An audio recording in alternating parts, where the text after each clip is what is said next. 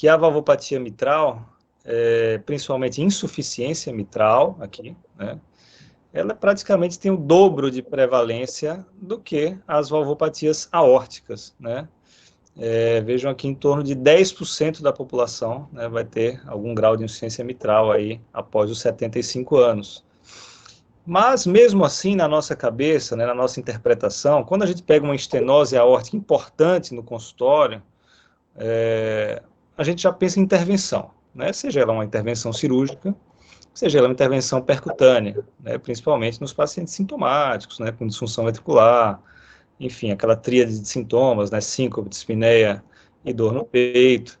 Mas, invariavelmente, estenose aórtica importante, a gente pensa em intervenção, né? Enquanto que na insuficiência mitral não é infrequente a gente pensar em tratamento clínico, né? Então, assim, a gente vê muito, né? Insuficiência mitral moderada, insuficiência mitral importante, a gente vai aumentando o diurético, digoxina, beta-bloqueador, a gente vai tentando ajustar as coisas para tentar melhorar os sintomas do paciente, mas a gente se esquece um pouco que o tratamento da insuficiência mitral, o tratamento anatômico da válvula mitral, intervenção percutânea, existe, né, para casos selecionados.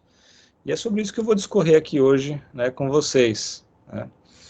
Vejam que mais de 50% dos pacientes com insuficiência mitral importante, né, não tem cirurgia indicada quando há indicação formal pelos guidelines, né? E isso piora, vejam aqui no gráfico da esquerda. Pessoal, acho que tem alguém com áudio ligado aí, se puder desligar o áudio, tá bom? Tá fazendo um ecozinho aqui. Vejam no gráfico aqui da esquerda, né, que a gente analisa a idade, né? O que está mais em cinza aqui é a porcentagem de pacientes que têm uma decisão médica de não operar, né? E vejam aqui que acima dos 70 anos, né, essa porcentagem dos pacientes cresce em relação aos pacientes que têm cirurgia indicada. Assim como do lado direito, né, quando a gente olha a função ventricular, quanto menor a função ventricular, mais cresce a contraindicação, digamos assim, né, a decisão de não operar esses pacientes com insuficiência mitral importante, né. Então, existe um nicho enorme de pacientes com insuficiência mitral importante que estão por aí nos nossos consultórios, né, nas nossas enfermarias e UTIs, cujo tratamento talvez seja ignorado, não seja lembrado, né, que existe alguma coisa a ser feita, tá? E aí, fazendo um paralelo ainda, né, voltando a esse paralelo com a valvopatia aórtica, né, vejam aqui as duas anatomias valvares, vejam o quão mais complexa é a válvula mitral em relação à válvula aórtica, né? A válvula aórtica, 3 cúspides, aorta ascendente, ósseo das coronárias. É uma válvula que abre por um mecanismo de fluxo, né? O ventrículo enche de sangue na diástole, quando ele contrai, ele expulsa o sangue para algum lugar.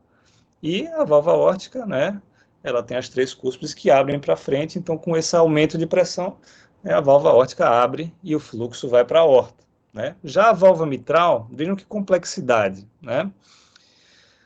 Tem 2 folhetos, folheto anterior, que geralmente é maior, né, mais longo aqui, que o folheto posterior, né, então tem 2 folhetos, tem o sorriso da mitral, que a gente chama aqui, né, tem as áreas de comissura, né, lateral e medial, tem o anel mitral, certo, com relação aqui com a artéria circunflexa e com o seio coronário, certo? Tem aqui o anel mitroaórtico, que a gente chama, né, que é a separação aí da válvula mitral, que tem uma relação muito próxima com a válvula aórtica. O mecanismo de abertura é completamente diferente da válvula aórtica, né, envolve cordas tendíneas que estão ligadas nos folhetos, principalmente na porção mais comissural, né, e menos na central. Então, tem cordas tendíneas que são puxadas, tracionadas por músculo papilar que está inserido no ventrículo, certo? Então, vejam a complexidade anatômica da válvula mitral, né? E se a gente for fazer uma analogia para quem gosta de velocidade aí, né, a válvula aórtica seria dirigir um kart, né, você fazer uma intervenção em válvula aórtica. Mas fazer uma intervenção em válvula mitral seria como você dirigir um carro de Fórmula 1, né? Vejam as variáveis que você tem aqui no volante, né, comparado com o do kart, que praticamente não tem nada. Então, a valvopatia mitral é um desafio, né, para intervenção, para cirurgia e para hemodinâmica. Esse vídeo é mais para ilustrar, né? Eu não vou falar muito, é só para ilustrar o funcionamento, né? Como que funciona, músculo papilar tracionando corda tendínea, né? Lembrar que a válvula mitral, ela abre em direção ao ventrículo, né? Ela é puxada para baixo, em direção ao ventrículo, né? A válvula aórtica abre para frente, né? Tem uma diferença clara no mecanismo, né? As cordas, né? O músculo papilar, como eu falei, né? E é uma válvula que separa o átrio esquerdo do ventrículo esquerdo, né? Isso daí é a anatomia básica da válvula mitral. O folheto anterior, gigante, né? É dividido para uma questão anatômica e até dos procedimentos, né? Em A1, A2 e A3. E o folheto posterior, que é bem menor, em P1, P2 e P3. Né? Isso é uma divisão que vem aqui das indentações, né, da válvula do folheto posterior, principalmente, P1, P2, P3, sendo que P1 é mais próximo da parede lateral, vejam aqui a CX, lateral. E P3 é a parte medial, próxima do septo interatrial, certo?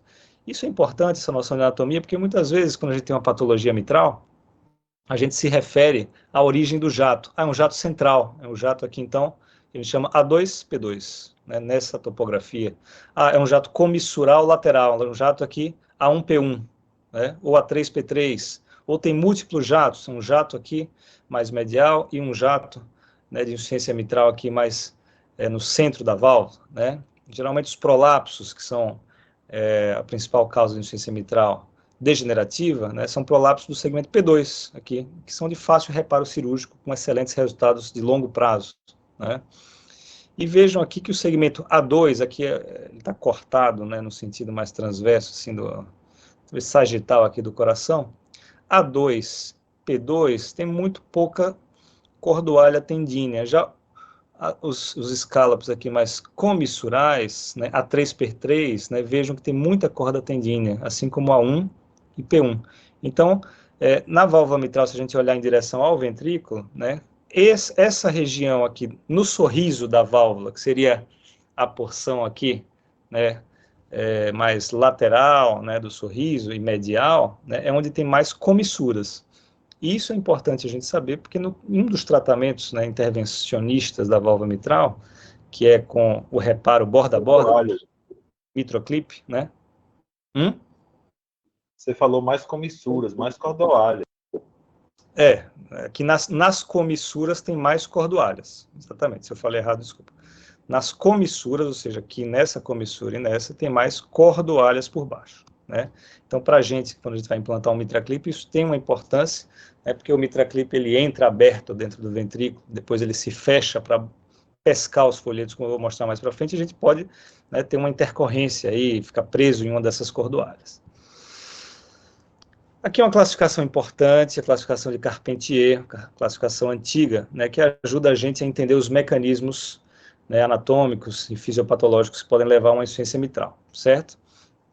Carpentier tipo 1, 2 e 3, sendo que a 3 é dividida em 3A e 3B.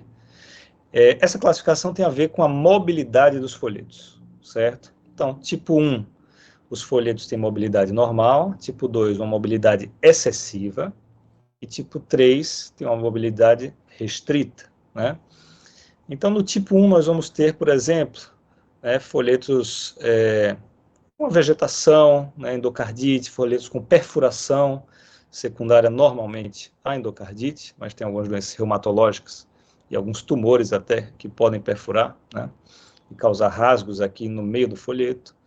Ou até dilatação do ânulo, né, dilatação aqui atrial, vejam aqui que o átrio está mais alongado, né, e pode ter aqui um movimento relativamente normal dos folhetos em direção, né, ao átrio. Tipo 2 é uma mobilidade excessiva dos folhetos. São os prolapsos, principalmente, né, prolapsos causados por rotura de cordoalha ou rotura de músculo papilar, né, mais raro esse daqui último, alongamento da corda, alongamento do músculo papilar. Mas, geralmente, aqui são as insuficiências mitrais degenerativas, né, primárias, que a gente chama de doença primária da válvula mitral, né, mas principalmente os prolapsos, né, seja uma causa mesmo que um prolapso leve, que foi evoluindo e virou um prolapso importante com insuficiência mitral, seja uma rotura de cordoalha por isquemia, por infarto, né, rompe uma corda e o folheto fica lá prolapsado. Tipo 3, mobilidade restrita, né, dos folhetos, né, 3A, uma mobilidade restrita na sístole e na diástole, como os casos reumáticos, né, fusão de comissura, espessamento dos folhetos. E tipo 3B é o clássico insuficiência mitral secundária. Secundária aqui, dilatação ventricular, dilatação da cavidade ventricular, com tethering, né, dos folhetos, ou seja, eles são repuxados para baixo. Quando o ventrículo cresce, ele puxa as cordoalhas, puxa o músculo papilar para baixo e fica tudo muito tracionado e a válvula mitral não consegue coaptar adequadamente, certo? Vamos concentrar aqui, tá, na insuficiência mitral primária, por prolapso principalmente, e na insuficiência mitral secundária, né, a dilatação de câmaras esquerdas, seja ventricular ou seja atrial, certo? Na insuficiência mitral primária ou degenerativa é isso aqui, né? Isso aqui é um extremo, né? Um prolapso bizarro, uma doença de Barlow, que a gente chama, né? É um prolapso de múltiplos escálopos da válvula mitral, de múltiplos do P1, P2, P3 e todo o folheto posterior aí da válvula mitral. É uma doença aqui que talvez seja inimaginável tratar percutaneamente nesse grau aqui de prolapso, né? Quando a gente fala de insuficiência mitral primária degenerativa, né, tem esse trabalho aqui, o MIDA Trial, de 2017, né, 1.900 pacientes de 6 centros na Europa e Estados Unidos, né, um coorte, e que viu, né, o que a gente já sabia, né, a gente tem esse conceito desde a época de faculdade e residência, que, se possível, nós devemos preservar a válvula nativa do paciente mitral, né. É por isso que a plástica, ou plastia mitral, cresceu muito, né, várias técnicas, e é a técnica de escolha, né, para o tratamento cirúrgico da válvula mitral. Então, se você puder preservar, fazer um reparo da válvula mitral, você vai ter uma sobrevida maior, que em 20 anos, né, do que se você fizer uma troca valvar mitral, né. Isso é um segmento médio de 9 anos, mas que alguns pacientes chegaram até 20 anos. Então, sempre preservar é melhor, né? Existem várias formas de fazer esse reparo cirúrgico da válvula mitral. Eu não sou especialista, não sou cirurgião, né, não tenho propriedade para falar, mas um reparo bem feito da válvula mitral, né, isso depende da patologia, né? Quando a gente tem uma insuficiência mitral e pensa em mandar para a cirurgia, a gente tem que conversar com o cirurgião, né, mostrar o eco para ele, falar com ele, isso é possível de fazer um reparo, ou está tão degenerada que você vai fazer uma troca, né? Então, esse tipo de conversa a gente tem que ter com cirurgiões, né? E aqui ele pode fazer suturas, ressecções com suturas, anuloplastia, né? Colocar um anel aqui para reduzir o anel mitral, né? Reduzir qualquer grau de insuficiência a mais, né? Mas o reparo cirúrgico ainda é o padrão ouro para o tratamento de insuficiência mitral primária, ou seja, doença primária da válvula mitral. Em pacientes com risco cirúrgico, aceitável, é claro, né? A gente tem trabalhos aí que vão tentar comparar head-to-head, o reparo cirúrgico versus o reparo percutâneo da válvula mitral, mas que ainda não saíram, né? Quando eu falo em reparo percutâneo, eu estou falando do reparo borda a borda da válvula mitral, né? Chamado de implante de clip. No Brasil, a gente só tem disponível o Mitra Clip, que é o mais conhecido de todos, mas nos Estados Unidos e na Europa tem um dispositivo chamado Pascal, que é muito semelhante, com algumas diferenças técnicas, mas o objetivo do reparo borda a borda é justamente pegar um clipe, inserir no ventrículo esquerdo, totalmente percutaneamente, e esse clipe vai clipar os dois folhetos, né? E a gente tem como ter uma orientação, né, tridimensional e saber quais os folhetos que estão sendo clipados, né? Se é no meio da válvula, se é perto da comissura, onde está o jato, né? Então a gente vai atrás do jato, tenta eliminar esse jato, né? E é isso que o implante, o reparo percutâneo da válvula mitral faz, né? O implante de Mitra Clip. O Mitra Clip, né, foi comparado, né, num estudo aqui publicado em 2015, um estudo já antigo chamado Everest 2, em pacientes principalmente com doença primária da válvula mitral, né, e aqui principalmente prolapso, né, foi comparado o Mitra Clip versus o reparo ou troca cirúrgica, tá? Mostrando aqui que, primeiro, né, desfecho de segurança, quando a gente vai juntar tudo que pode acontecer numa cirurgia, morte, AVC, reoperação, cirurgia de emergência, infarto, insuficiência renal, aqui é tudo, né? Infecção de ferida operatória, ventilação mecânica 48 horas, fibrilação atrial, enfim, transfusão. Vejo que o grupo intervenção percutânea, MitraClip, isso lógico, né? É fácil de acreditar nisso, né? Porque é um furo, né? Não tem nenhum corte, é um furo na veia femoral, né? Nem artéria também, né? Através da veia femoral a gente consegue fazer uma intervenção da válvula mitral.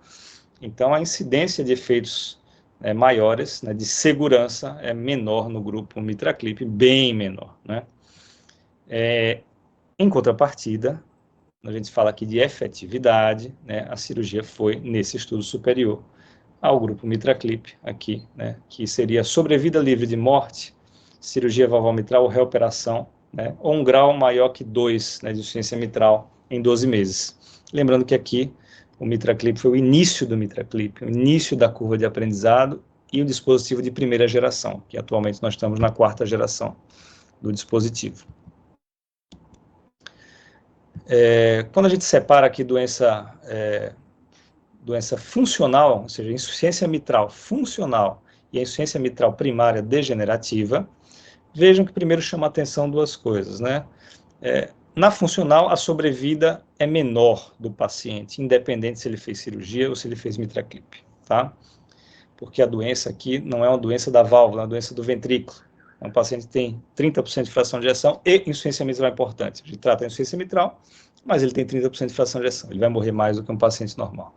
Enquanto que na doença degenerativa, né, o MitraClip um pouco superior à cirurgia, né, aqui sobrevida livre de eventos, mas mostrando que a gente consegue resolver aqui o problema, né? O ventrículo é normal, o problema é da válvula, a gente resolve o problema da válvula e esse paciente vai ter uma boa sobrevida livre de eventos aí no longo prazo, tá? A maioria dos pacientes permanece em classe funcional 1 ou 2, aqui um segmento de 5 anos para esse trabalho, né, com o MitraClip de primeira geração, mas nós estamos na 4ª geração do dispositivo muito mais amigável de implante, curva de aprendizado cresceu no mundo todo, né? E a gente consegue aqui deixar os pacientes em classe funcional 1 e 2, né, na maioria dos casos, né, com insuficiência mitral menor ou igual a 1 grau, né, uma cruz ou 0, na grande maioria dos casos, mais de 90% dos casos, né, com eventos adversos em 30 dias, ou seja, eventos relacionados ao procedimento, né, muito baixos, 1%, né, AVC 0,5%, infarto 0,2%, né, cirurgia cardíaca por complicações relacionadas ao dispositivo, 0,9%. Então, assim, a gente tem uma taxa de complicações baixa, tá? É um procedimento que gera muita estabilidade hemodinâmica, né? O paciente fica estável o tempo todo do procedimento, né? Não tem grandes surpresas, tá? E quando a gente vai olhar as diferentes gerações, né, do procedimento, vejam que a mortalidade em 30 dias, né, a gente conseguiu uma redução substancial, né, com relação aos dispositivos menos amigáveis de serem implantados, né, 1,3% aqui em 30 dias. Esse é o dispositivo de MitraClip, né, do implante percutâneo de válvula mitral. Ele parece uma bazuca apontada para a perna do paciente, mas tudo aqui, né, esse seria o catéter guia, aqui seria o clip, né, isso gira para todos os lados que você imaginar, o clipe dobra para todos os lados, prende para todos os lados. Tem 4 tamanhos de clipe, né, para as diferentes anatomias de cada paciente, tá? E a gente está aguardando a conclusão desse estudo chamado REPAIR-MR, né, que é um estudo que vai comparar pacientes com insuficiência mitral primária, né, degenerativa, prolapso, né, insuficiência mitral importante, cujo cirurgião considera um caso bom para fazer cirurgia de reparo, né, de plástica mitral, né, e ele também tem todos os critérios para ser tratado com MitraClip. Eles vão ser randomizados 1 para 1, MitraClip ou cirurgia, né? E esses são pacientes com indicações de guideline, né, sintomáticos, ou nos assintomáticos, se tiver disfunção ventricular, ou hipertensão pulmonar, ou crescimento, né, do ventrículo, e maiores ou iguais a 75 anos, certo? Aqui, o Everest Trial, aquele que eu falei para vocês, era em pacientes de alto risco cirúrgico. Tá? Aqui não, aqui são pacientes idosos, maior ou igual a 75 anos, ou, se forem mais jovens, pelo menos um STS maior ou igual a 2%, né? Não tão baixo risco assim, né? ou presença de outras comorbidades que podem ser complicadores cirúrgicos. Então, esse estudo ainda está randomizando, vamos ver se a gente tem uma equivalência, se nós conseguimos fazer um reparo mitral tão bom quanto o cirurgião consegue fazer, né? Isso vai responder muita coisa. Quando eu falo de insuficiência mitral secundária, eu estou falando disso aqui, dilatação do ventrículo, tethering, né? Ou seja, as cordas repuxadas, a válvula não consegue subir, ela não consegue coaptar, e gera uma insuficiência mitral importante. Cirurgia, geralmente, não é a primeira opção nesses casos de insuficiência mitral secundária, né? Diferente na primária, né? A primária, a cirurgia é padrão ouro, aqui a cirurgia não é padrão ouro. Então, o que nós temos, né? Os pacientes são mais graves, são pacientes com disfunção ventricular importante, são pacientes idosos, geralmente, com múltiplas comorbidades, né? A doença não está na válvula, a doença está no miocárdio, está no coração, no ventrículo esquerdo, né? Então, assim, nesse cenário de pacientes, né, nós temos aí 2 estudos principais. O principal deles é o COAPT Trial, um estudo publicado, eu acho que no início de 2019, talvez, e agora um segmento maior aqui em 2023. 300 pacientes, aqui são pacientes com insuficiência mitral funcional, ou seja, disfunção ventricular e insuficiência mitral importante, sintomáticos, apesar de terapia medicamentosa otimizada, inclusive com ressincronização cardíaca se necessário. Então, os pacientes estavam full de medicação, sintomáticos, e foram randomizados. MitraClip e manter os medicamentos, ou manter só os medicamentos. E vejam vocês aqui é hospitalização por insuficiência cardíaca, que o implante de MitraClip reduziu em torno de 50% a quantidade de hospitalizações, né, por insuficiência cardíaca. E reduziu também mortalidade, aqui em 5 anos, né, em torno aí de 30% de redução de mortalidade com implante de MitraClip nesse cenário, tá certo? A maioria desses pacientes fica com um grau de insuficiência mitral, né, de 0 a 1, uma cruz, então leve ou 0, né? Diferente dos pacientes que ficaram com remédios, né? Vejam que eles têm ainda 3 ou 4 aqui, na maioria das vezes, e aqui eles começam, depois dos 2 anos, aqui vejam como eles melhoraram, né, esses pacientes que ficaram em remédio. Aqui, na verdade, foi secundário, é um crossover, né? Depois de 2 anos, os pacientes que ficaram muito sintomáticos podiam migrar para o grupo do MitraClip. Então, aqui, muito paciente, né, veio para o grupo MitraClip e melhorou muito com o MitraClip, né? Mas, como era uma intention to treat analysis, não é uma análise com intenção de tratamento, eles permaneceram no grupo medicamentoso. Mas teve um crossover grande de pacientes. E, assim, um outro estudo, né, que chamou a atenção, que foi publicado no mesmo mês, praticamente, do COAPT, né, foi o MITRA-FR, que é um estudo também que comparou, mesma coisa, MitraClip medicamentoso ou medicamento sozinho em pacientes com insuficiência mitral importante, secundária, e foi um estudo negativo para o MitraClip, um estudo que teve uma equivalência aí de mortalidade e hospitalizações no grupo MitraClip e no grupo medicamentoso, né? Mas e aí? O que a gente pode extrair de positivo ou de negativo desses 2 estudos, né? Primeiro, quando a gente compara os 2 estudos, né, o COAPT foi um estudo que os pacientes tinham uma insuficiência mitral, aqui é o EROA, para quantificação da insuficiência mitral, né, muito maior do que no MITRA-FR, tá? A maioria dos pacientes do MITRA-FR tinham insuficiência mitral que não era tão grande assim, talvez fosse até moderada, né? É uma doença mais do ventrículo, né? Vejam que o diâmetro diastólico final, né, o volume diastólico final aqui do ventrículo esquerdo era maior no MITRA-FR. Então, o MITRA-FR talvez tenha sido negativo porque eram ventrículos maiores, ou seja, mais remodelamento, né, positivo, com insuficiências mitrais relativamente menores. Então, né, realmente o racional não fecha. Você tratar a válvula, que está ali com insuficiência moderada importante, e a doença realmente é do ventrículo, que já deve ter passado do ponto, né? Mais uma comparação aqui, né? Fração de ejeção praticamente semelhante, né? Mas mostrando aqui a severidade da insuficiência mitral maior no COAPT, com volumes ventriculares menores, ou seja, um ventrículo talvez que consiga ganhar força aí mais para frente, e a taxa de sucesso, além disso, foi maior no COAPT, né? Após o MitraClip, o grau de insuficiência menor ou igual a 2 cruzes, no COAPT foi 95%, aqui só 83%. Então, todos esses detalhes fizeram os dois estudos serem tão desproporcionais, digamos assim, né? E quando a gente vai olhar para um paciente, insuficiência mitral importante, secundária à dilatação do ventrículo esquerdo, com disfunção, né? A gente tem que analisar esse gráfico aqui.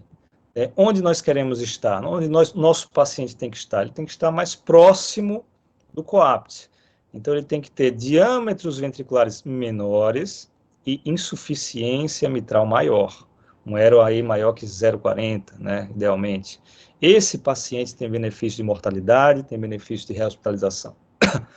O paciente aqui, que está mais assim, um ventrículo muito mais remodelado, com uma insuficiência mitral não tão severa, esse paciente não vai ter tanto benefício, certo? E no ano passado, no JACC, também saiu o COAPT, Post-Approval Study. Então, depois foi aprovado, FDA e tudo. Eles acompanharam aqui 5.000 pacientes, né? Mundo real, certo? Real world, né? E aí viram e compararam eles com os estudos, né? Para ver onde que a gente está no mundo real, né? E vejam que nós estamos implantando muito bem, né? Vejam aqui nesse registro, né, do mundo real, como as taxas aqui de hospitalização são até menores do que os próprios estudos, né? No estudo COAPT, tinha 25% de taxa de hospitalização aqui em um ano, enquanto no mundo real está em torno aqui, né, de 18, 19. Então, assim, a gente tem conseguido reproduzir, é um procedimento reprodutível, né, ao redor do mundo. Insuficiência mitral funcional, ela também pode ser atrial, é uma patologia mais recente, né? Não foi estudada no COAPT, por exemplo, nem no MITRA-FR, né? Por crescimento atrial, né?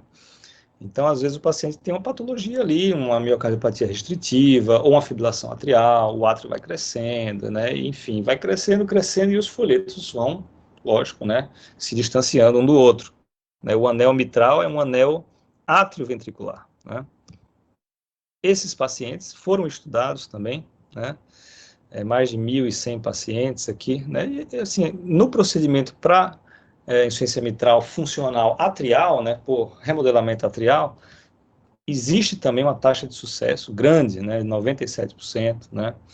E só que o sucesso a longo prazo tende a ser um pouco menor, né, do que para a insuficiência mitral por dilatação ventricular, tá?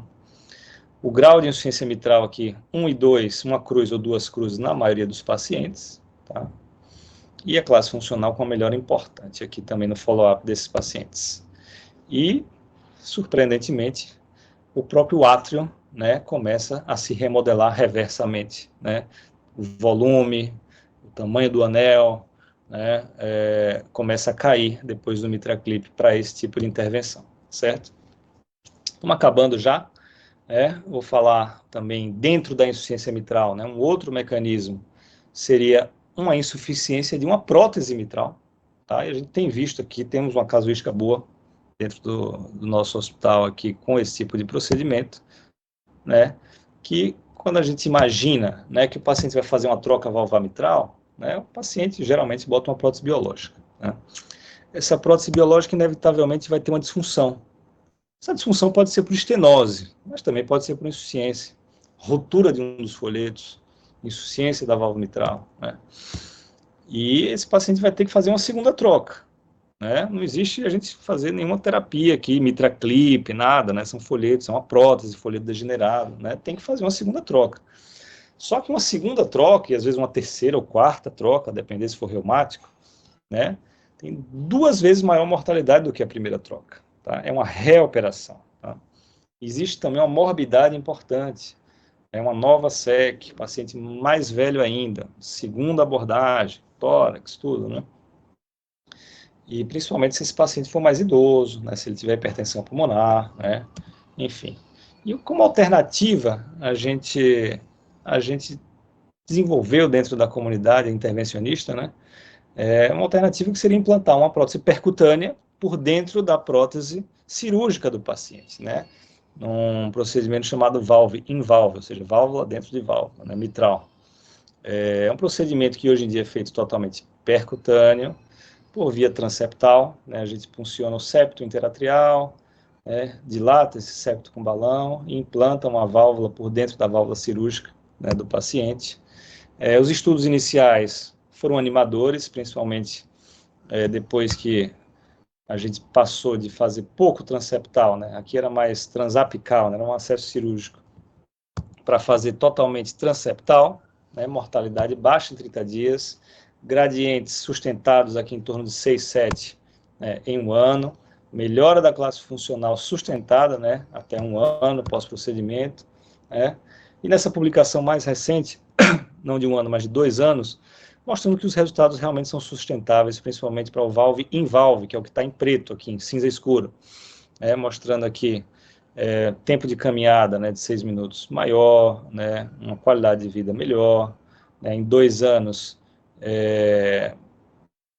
classe funcional, né, 1 e 2 na maioria dos pacientes, tá? Gradientes mantidos, e sobrevida, né, grande, principalmente para o valve em valve mitral. Essas duas curvas aqui são para 2 outros tipos de procedimento, e aqui eu não vou comentar aqui, que não vale a pena. Então, o racional para o valve em valve é essa timeline aqui, essa linha do tempo da vida do paciente, né? Quanto maior a idade, maior o risco cirúrgico, né? Isso é óbvio. Então, o paciente, vamos dizer que seja um paciente reumático que fez uma plástica mitral e teve a primeira troca valvar mitral com 50 anos. Imaginando que essa prótese vai durar 12, 15 anos, esse paciente vai ter uma segunda troca aqui com 63, 64 anos, mas esse paciente hoje em dia tem uma expectativa de vida maior. Ele vai precisar de uma terceira troca, né? E quiçá mais para frente, né? O que vai acontecer? Então, pensando nisso, né, está o nosso nicho aqui nesse quadrado verde aqui, né? É o nicho do paciente percutâneo. Ele fez uma primeira troca, fez uma segunda troca. Quando ele tiver aqui 80 anos de idade, ele ser submetido a uma cirurgia, né, com circulação extracorpórea, 80 anos de idade, terceira troca, provavelmente com outras comorbidades, né? Então, aqui está o nosso nicho, né, para a gente fazer o valve em valve mitral, certo? Então, é um procedimento indicado, né, para pacientes com disfunção de bioprótese mitral e um alto risco cirúrgico, né? Porque se for baixíssimo risco cirúrgico, ele vai operar novamente, né, e botar uma nova prótese. Com perspectivas futuras, vou deixar aqui, dispositivos que a gente não tem no Brasil, né? São dispositivos de anuloplastia direta ou indireta, para anéis mitrais muito grandes, que a gente tem uma falha, né, de toda a coaptação aqui, de todos os scallops da válvula mitral, né?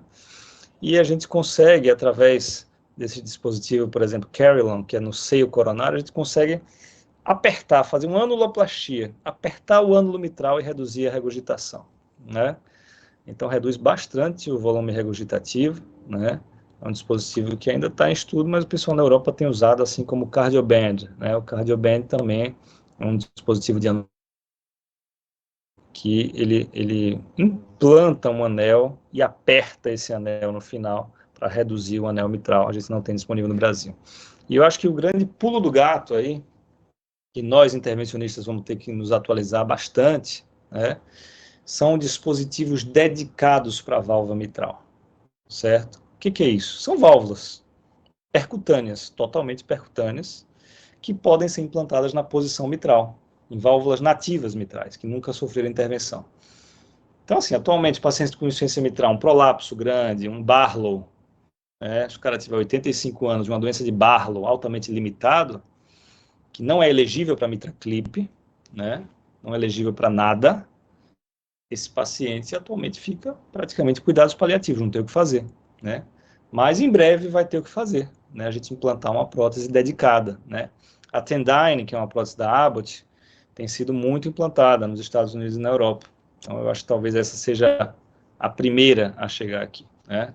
A gente vai ter que vamos ter que ter conhecimento de como implantar, né? E, enfim, eu acho que isso é o futuro aí da insuficiência mitral para uma boa parte dos casos.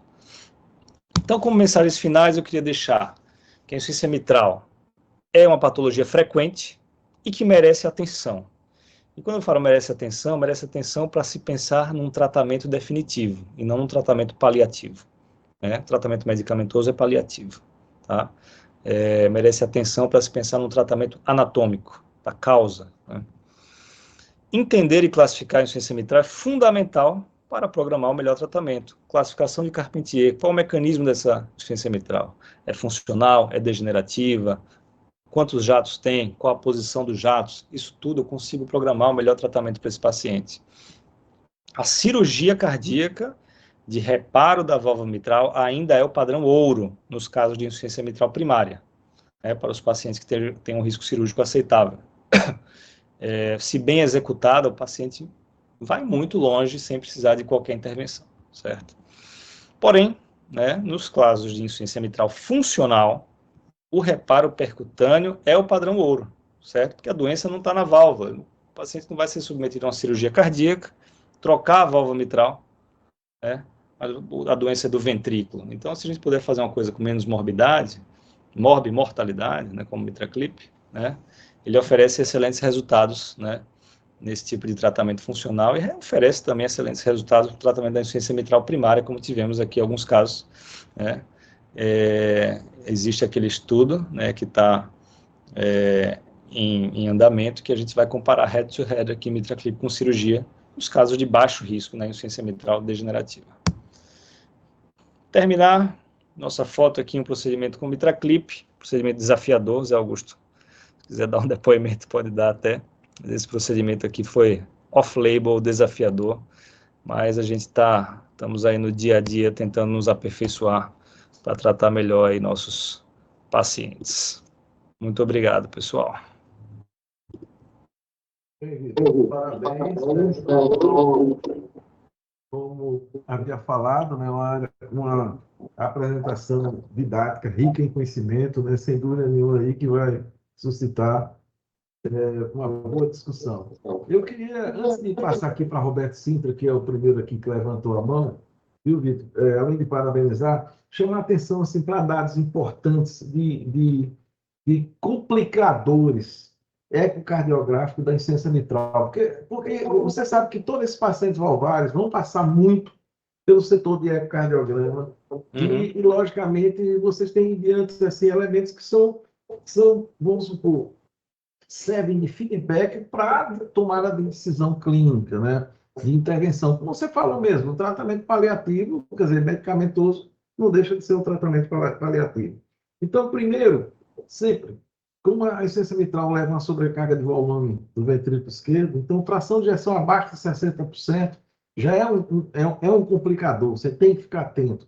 Lembrar sempre todo aquele problema que existe na medida de fração de ejeção, Fração de ejeção, a fórmula é volume diastólico final menos sistólico final, dividido pelo diastólico final, e a maneira como você adquirir esses volumes aí é onde está o problema. Então, lembrar que qualquer erro, se usar o modo M, qualquer erro de 1 milímetro multiplica por 3 do erro da medida. Então, Laura? Às vezes você vê o paciente do céu ao inferno apenas com ecos diferentes e sem que tenha ocorrido nada do quadro dele, apenas por erro de medida. Então, esse é um dado. Segundo problema é o remodelamento progressivo do ventrículo. Como você vê, a dimensão sistólica do ventrículo esquerdo passando de 40 milímetros é sinal de que está perdendo o jogo. Quer dizer, isso vai traduzir na queda de fração de ejeção. Porque, lógico, você tem, se o músculo está bom, ele dilata, mas ele tem um poder de contração bom. Então, se a dimensão histórica começa a aumentar, isso é um problema. O outro você citou, o PSAP. Então, a pressão sistólica pulmonar maior do que 50 em repouso ou de 60 com esforço é outro sinal importante. E, finalmente, o volume do lado esquerdo, que eu acho que, eu sempre digo assim, que esse volume do lado esquerdo, Vitor, não está traduzindo somente o fato da regustação do volume, já está traduzindo uma disfunção diastólica. O da esquerda sempre é a hemoglobina glicada da disfunção diastólica. E, então, sem falar da interessante que você chamou a atenção, que é a reabilitação mitral atrial funcional, quer dizer que é o detalhe, o problema não está no ventrículo, está no ventrículo, e por tabela no ventrículo, porque ele vai entrar em sobrecarga de volume. Bem, então, eram essas considerações. Eu só queria fazer uma pergunta para você.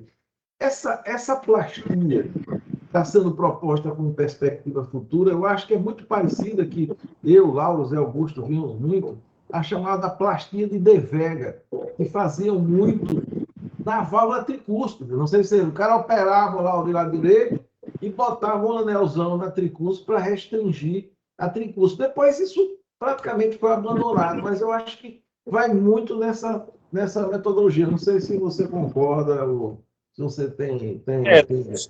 Realmente a plástica de De Vega a gente via muito no Incor, né, Roberto? A gente rodava na válvula lá, a gente via muito, para o mitral e plástica De Vega, né? Isso. E a gente não vê muito aqui nos nossos serviços, né? Eu estou dizendo que eu acho que é a mesma metodologia que está sendo aplicada agora na plástica da mitral. Anuloplastia com dispositivos percutâneos, Sim, mas é a exato. mesma metodologia. Lá ele faz através de sutura, né, de um anel, mas aqui ele faz com outros dispositivos, é a mesma coisa. Gostaria de reforçar aí, doutor Souza, dos complicadores, né, essa questão da fração de ejeção, né, que a gente quando pensa assim, vamos operar porque está com disfunção, mas disfunção aqui não é fração de ejeção menor que 50, não, né, é menor que 60. Isso. Então, às vezes, você pega um eco ali com 55% de fração de ejeção, você está feliz, não, o paciente é assintomático, não tem nada, fração de ejeção boa. Normal ainda, né? Mas é normal para quem não tem sobrecarga de volume, né? A insuficiência mitral de 60%, né? Então, reforçar isso daí mesmo. E o Aero, que você falou, né? A área do orifício efetivo da válvula, o Aero maior do que 40 milímetros é marcador de mortalidade, né? Então, lembra isso. Verdade. Bem, agora e acrescentar, lembrando lembrando aí do complicador. Boa noite, pessoal. Boa noite, William. E a FA de início recente, né? Que não é um parâmetro ecocardiográfico, mas muitas vezes durante o eco a gente identifica paciente particular e que tem que ser um complicador de busca ativa, né? Tanto coma quanto o eletrocardiograma, que conta muito aí na evolução. Já aproveitando, Vitor, excelente aula. Como ecocardiograma, sei o quanto a mitral é uma aula que a gente é desafiadora. Então, a insuficiência mitral é a principal patologia que tem valência, né?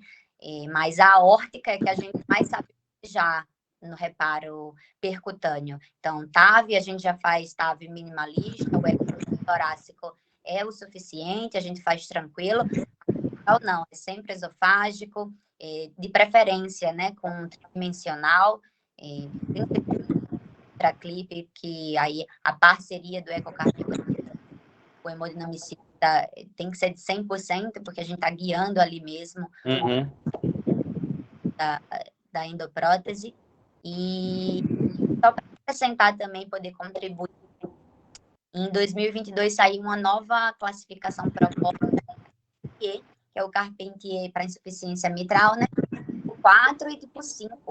Tipo 4 é associado ao SAM, que é o movimento sistólico anterior da cúspide anterior da mitral, e aí ainda tem 4A, B e C, e o 5 que seria mista. Então, a válvula, por exemplo, já tem uma patologia intrínseca, e associou aí, por exemplo, um endocardiose, então ele tem prolapso e acaba fazendo um SAM junto. Então, uma proposta expandida que, para esses pacientes que precisam de um detalhe do exame de ecocardiograma mais, um exame mais detalhado, na verdade, é uma classificação prognóstica. Legal, William. Obrigado aí pelas considerações. Ok. Então, Yasmin é uma das pessoas, das médicas que está integrando nosso grupo de ecocardiografia, junto com o Flávio Matheus. Então, bem-vindo, Yasmin, à nossa reunião. Bem, o nosso expert em válvula aqui, o doutor Roberto Sinclair, levantou a mão, depois Zé Augusto. Eu acho que Lauro vai falar de qualquer jeito também, se não vai, ele vai ser convocado a falar. Roberto.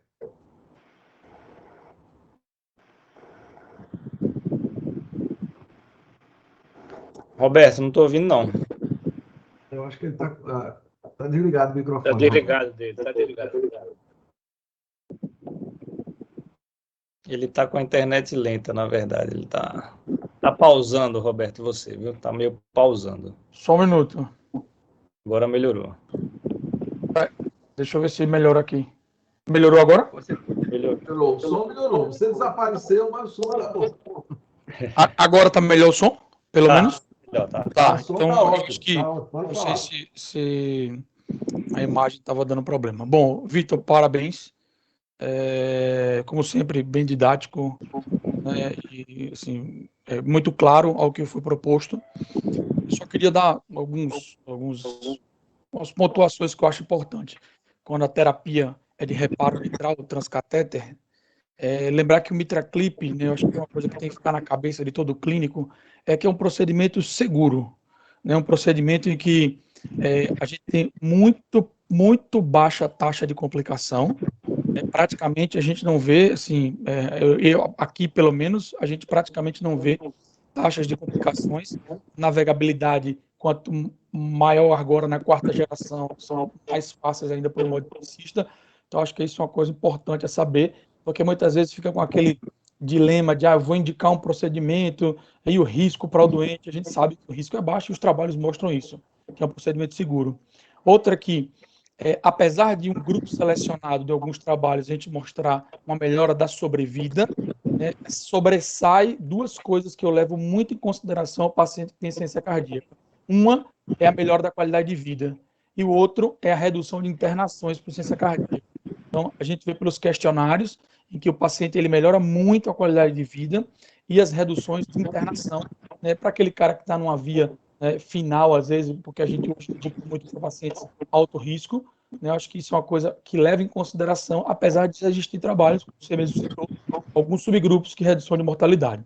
Acho que o MitraClip, né, Yasmin já tinha dito, mas eu acho que é mãos dadas com ecocardiografia, ela é totalmente ecocardiografia dependente, procedimento totalmente guiado, mas em sumo, eu acho que a chave do sucesso chama-se Heart Team.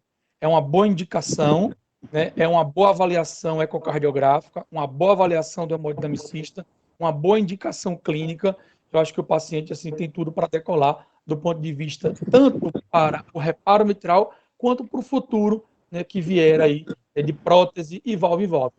Volto aqui a dizer que de todos os valve-envolves mitrais que nós fizemos no hospital, a gente, né, Vitor, não tivemos nenhuma complicação, pacientes assim bens, né, pacientes muito bem selecionados, que passaram no Heart Team, foram divididos em grupo, né, toda a avaliação, imagem, né, avaliação da parte da hemodinâmica, avaliação clínica, com aquela refratariedade de tratamento, inclusive a parte do cirurgião. Então, acho que essas considerações que eu tinha para fazer, volto a parabenizar aí, que a aula foi, tá bom? Um abraço. Valeu, Robertão. Boas Perfeito, considerações aí. Zé Augusto. Oi, Vitor. Parabéns aí pela bela aula. E de novo, bem-vindos, bem-vindas. Estou vendo o Yasmin agora melhor, falando, ótimo. Muito bom ter vocês agora ensinando a gente, né, Souza? Agora também para ensinar a gente. Entendeu? Eu acho que esse é um bom exemplo, Vitor. Você provocou um pouquinho os clínicos. Esse é um bom exemplo que a gente tem que estar sempre vigilante sobre nosso mindset, né? Enquanto a gente tem um paciente com estenose aórtica grave, a gente morre de medo de morte súbita, a gente deixa o paciente com insuficiência mitral e perdendo função, porque é muito fácil paliar. Diurético, o paciente melhora e ele se sente bacana. E mesmo na estenose aórtica, só para dar um contexto, não pense que é só aqui no Brasil, mas mesmo na estenose aórtica tem um trabalho americano bem interessante que pacientes com indicação clássica, já graves sintomáticos, existe um subuso, uma subindicação de tratamento cirúrgico da válvula aórtica. Eu cheguei a ver em 2011, ainda a TAV não estava muito bem estabelecida, num estudo de insuficiência cardíaca, muitos pacientes com estenose aórtica grave, indo morrer em hóspice, fazendo adjudicação de caso, tudo. Então, naquele tempo, se paliava com bomba de dobutamina, o paciente com estenose aórtica grave nos Estados Unidos, porque a TAV ainda não estava vigorando.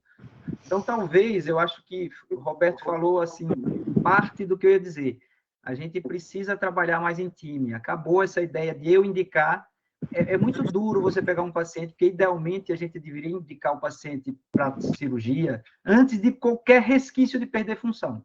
A gente só não faz isso porque a plastia não é uma realidade e é uma exceção no nosso meio e mesmo fora daqui. Então, a gente espera, como já falado, espera um mínimo decaimento da fração de ejeção, espera um FA como sinal de alarme, espera um HP aparecer para a gente estar indicando essa cirurgia.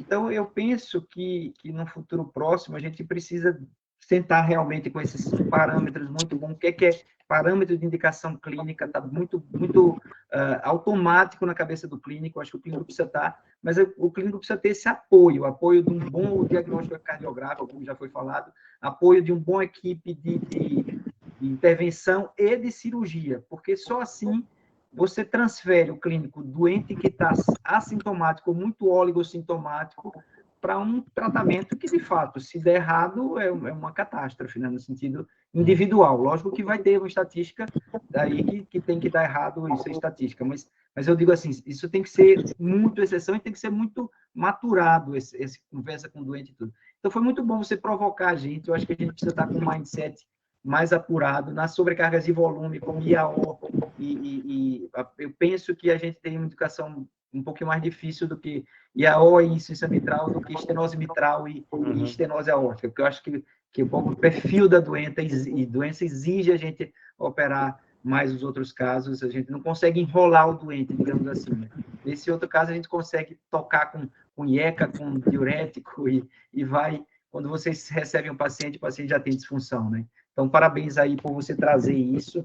Eu acho que o time está se formando, tem um time clínico aí, Roberto, você, Wesley e outros, e tem agora cardiografistas que estão interessados em trazer o que há de melhor na avaliação funcional, cardiográfica, ressonância e etc. Então, parabéns. Valeu, Guto. Augusto, antes de passar aqui para a Vitor, só para completar, tinha um aforismo que dizia que o mitral assistia ao aórtico jogar bola, mas ia para o enterro dele. Mas também ele morre, né? Então, porque dá a impressão que ele fica ali e cola. Né? Exatamente. Esse é um mindset que foi passado errado, né, para a gente. Exato. Não tinha muito recurso, né? Muito errado. Então, você aprendeu a dizer assim, olha, você respeita o aórtico. O mitral dá tempo para você perder e, olha, dá tempo para você pensar e, na verdade, não dá tanto tempo assim, né? Não, a gente não deve operar com disfunção, né? Não deve intervir. Exato. Né? Exato. Lauro. Pessoal, eu quero parabenizar tudo, extremamente didático, muito boa sua revisão, e eu quero enfatizar da importância do ecocardiografista na sala, em abordagem das válvulas. Mas, Souza, quem vivenciou uma cardiologia da década de 70, que era puramente diagnóstica, e começou com o Eduardo Souza, abordando o coronário com angioplastia, não foi isso? Um balão sem stent. E hoje a gente vê a hemodinâmica terapêutica. Quem imaginava que a gente ia abordar uma válvula mitral, abordar um septo atrial, a CIA, uma válvula aórtica percutaneamente, né? Uhum. Eu fico feliz com isso, porque é um avanço muito grande e cada vez mais nuances é importante que ser virado e recursos para abordagem aí dessas mãos hábeis dos hemodinamicistas. Guto, eu concordo com você, provocou muito clínico, viu? Insuficiência mitral, a gente tem que ter uma vigilância grande. Souza, você falou um negócio importantíssimo da quantificação dessa disfunção, né? Importantíssimo, né? Porque é o paciente que a gente depende muito do ecocardiografista, apesar de que uma ausculta bem feita do clínico, não é? Você vai imaginar o grau de evolução do sopro da regurgitação. Mas é isso, é parabenizar. Vitor, você é sempre brilhante, viu? Obrigado, Laura. Obrigado. Feliz com isso. Comentários. Eu acho que essa questão que foi tocada, né, do momento de intervir, né, talvez eu acho que seja isso que a gente tem amadurecido bastante no Heart-Team, né, porque nós pegamos todos os cenários, e realmente são cenários, alguns que não tem dúvida, né, outros que tem muita dúvida, que o cara está ali, o assintomático, com pressão pulmonar normal, em ritmo sinusal, com ventriculos de diâmetros normais, mas que é um diâmetro normal que já está 5 milímetros maior do que 3 anos atrás, mas ainda está normal. Então, assim, é difícil. Você está vendo acontecer. Ele não vai morrer, não vai ter morte súbita. Mas você está vendo aquele coração remodelar. Então, Mas a gente também não pode ser tão precoce. Quanto mais precoce nós formos, mais intervenções ao longo da vida ele vai ter. Então, esse trade-off aí, né, com cedo, com tarde, num paciente que é assintomático, sem nenhum remodelamento grave, aí é complexo. É isso que a gente tem amadurecido no Heart Team e faz parte da decisão do cirurgião, hemodinamicista, o clínico, o eco, a tomografia, ressonância, tudo, né? Isso aí. Muito bem. Lembrava, eu, Vitor, que o Heart Team era a junta médica do tempo de Lauro, né? Então, Isso, era aquela reuniãozinha ali, né? Lembro. era junta, eu participei com o professor Zé Augusto várias vezes, né? Ele chegava, vamos fazer uma junta médica, então vamos lá. Então, hoje aí, tá de parabéns também vocês aí que têm levado o Heart Team à frente, já com volume grande de decisões e bem documentados, que tem ajudado, inclusive, até no processo de indicação via convênios, né? Porque você respalda muito mais uma indicação. Você Pessoal, sabe, Outra coisa. rapidinho, doutor Laura. Você sabe que eu já tive que mandar, isso foi interessante, eu mandei uma ata do nosso Heart Team, escaneada, né, para um dos convênios, para a gente conseguir autorizar um procedimento. Com a assinatura de todo mundo, com o que foi decidido, o nome do paciente, que a gente tem isso, né? Nós registramos, né, Roberto? Toda sexta-feira. Isso é muito bom, Isso. respalda bem, né? Deixa eu só contar um caso. Eu acho que Vitor colocou a importância do Heart Team. Teve um caso que me encaminharam 6 ou 7 anos atrás para fazer a cirurgia de válvula mitral, insuficiência mitral. Na minha avaliação, essa paciente não precisava cirurgia naquele momento, ela estava assintomática e todos os parâmetros sob controle. Eu vim vigiando ela. Vocês conhecem esse caso? Eu vim vigiando ela assim de perto. Quando ela começou a dar mínimos sinais, nem foi rebaixamento rebaixamento de fração de ejeção. O cardio pulmonar começou a alterar um pouco. Ela fez parâmetros ecocardiográficos de insuficiência mitral severa. Ela quis ouvir uma opinião fora e a gente bancou a plastia. Ela hoje não usa um remédio. Ela não usa nada, não usa diurético, ela não usa IECA, ela não usa nada. Corre 5 quilômetros, não tem FA, está assintomática, ou seja, está curada durante um tempo da vida dela. Então, ela ia ser operada muito tempo atrás, provavelmente ia ser colocada uma prótese, ela teve a oportunidade de aguardar, e aí, assim, é extremamente importante a gente estar vigilante desse time. Você colocou bem o time, que aí sim eu acho que a mitral dá esse tempo, da gente acompanhar, porque o problema da aórtica é que pode ser o primeiro evento a morte súbita. Isso não acontece na mitral comumente. Na aórtica pode ser o primeiro. É baixo, mas é 4% do assintomático na aórtica. Mas na mitral você tem essa possibilidade. Verdade. Mas ali, o Guto, tirando a sobrecarga volumétrica, o paciente vai bem. Vai precisar de medicação, porque o grande problema é a sobrecarga volumétrica, que você vai corrigir. Né?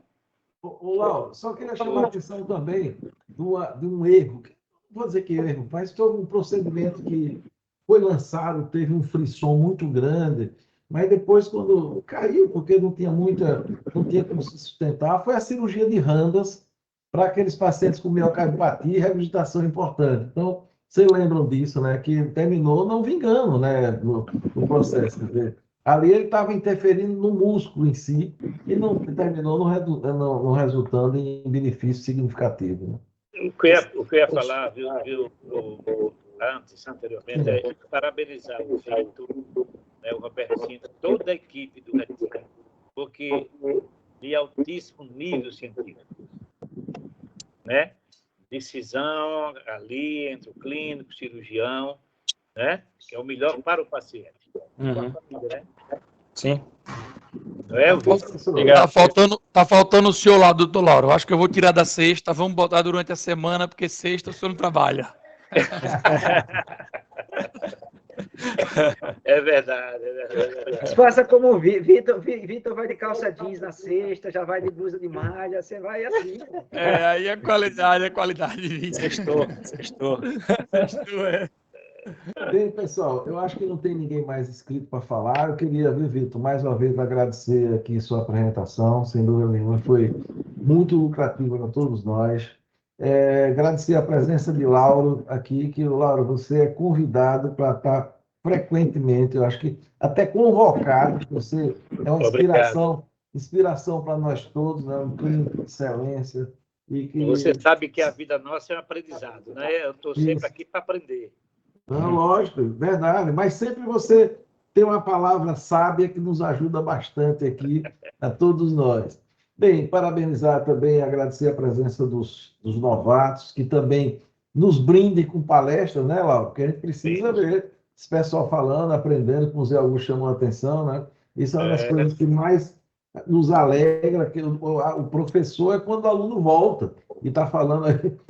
Exemplo aqui, eu estou vendo aqui. Está Vitor ao nosso lado aí, né, Zé Augusto? Que foi aluno, participou disso aqui na reunião como tal, e hoje em dia dá aula aqui. Aliás, o próprio Zé Augusto foi aluno, né, lá? Eu acho que quem nunca participou da reunião como estudante foi nós dois, lá. O resto todo mundo participou, né, amigo? Isso mesmo, isso mesmo. Mas o bom é que nós continuamos aqui firmes, viu, meu amigo? Bem, pessoal, então desejar a todos aí uma boa semana, né? E na próxima terça, se Deus quiser, mais uma vez, né, Zé Augusto? Clube do Artigo às 17 horas e às 18 horas são reuniões. Quem não está ainda na lista de e-mails do Clube do Artigo, por favor, enviar no grupo, porque tem um pessoal novo para a gente colocar. E acho que o Yasmin e Marília não estão, acho que as residências a gente já colocou, pelo menos eu dei para minha secretária colocar. E outra coisa, se inscrevam no canal, né, Souza, do YouTube. Inscrever no canal do YouTube, que é para ter acesso, né, e a gente divulgar.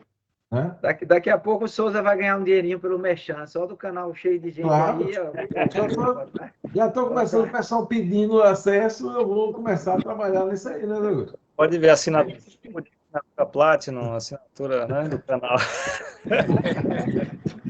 E o mestre do canal TI é Luiz Flávio aí, viu? Tchau. Tchau, pessoal. Boa semana.